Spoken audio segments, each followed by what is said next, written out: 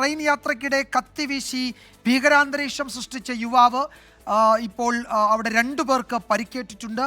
മംഗളൂരു പുതുച്ചേരി ട്രെയിനിലായിരുന്നു ഈ ആക്രമണം ഉണ്ടായത്. കടലുണ്ടി റെയിൽവേ ഗേറ്റിന് സമീപം യുവാവ് കത്തിവീശി ഭീകരാന്തരീക്ഷം സൃഷ്ടിക്കുകയാണ്. ഇയാളെ പിന്നീട് കസ്റ്റഡിയിൽ എടുത്തിട്ടുണ്ട്. സമീർ സി മുഹമ്മദ് വിവരങ്ങൾ നൽകും കോഴിക്കോട്ടുനിന്ന്. സമീർ, എന്താണ് സംഭവിച്ചത്? പിടിയിലായത് ആരാണ്?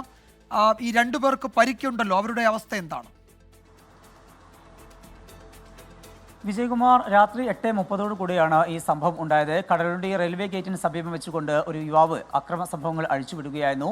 ഇത് തുടർന്നാണ് 2 പേർക്ക് പരിക്കേൽക്കുകയും ചെയ്തിരിക്കുന്നത്. പരിക്ക് നിസ്സാരമാണ്.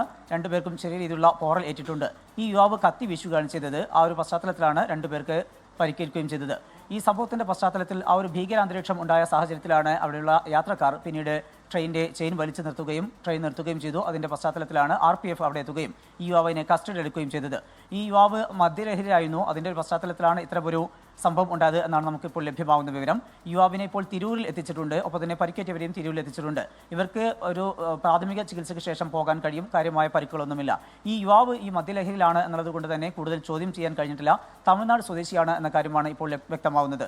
ഈ എന്തിനാണ് ഇത്തരത്തിലുള്ള ഒരു അക്രമം ഉണ്ടായത് ഉൾപ്പെടെയുള്ള കാര്യങ്ങൾ പോലീസ് പരിശോധിച്ച് വരികയാണ്. ഈ യുവാവ് തമിഴ്നാട്ടിലേക്ക് പോവുകയാണ്. ജോലി കഴിഞ്ഞ് നാട്ടിലേക്ക് മടങ്ങുകയാണ്. അതിന്റെ ഭാഗമായിക്കൊണ്ടുള്ള ആയുധങ്ങളാണ് കൈവശമുണ്ടായിരുന്നത്. മടുണ്ട്, അതുപോലെ തന്നെ മറ്റ് ആയുധങ്ങളുണ്ട്, കത്തി ഉൾപ്പെടെ ഉണ്ടായിരുന്നു എന്ന കാര്യമാണ് ഇപ്പോൾ RPF വ്യക്തമാകുന്നത്.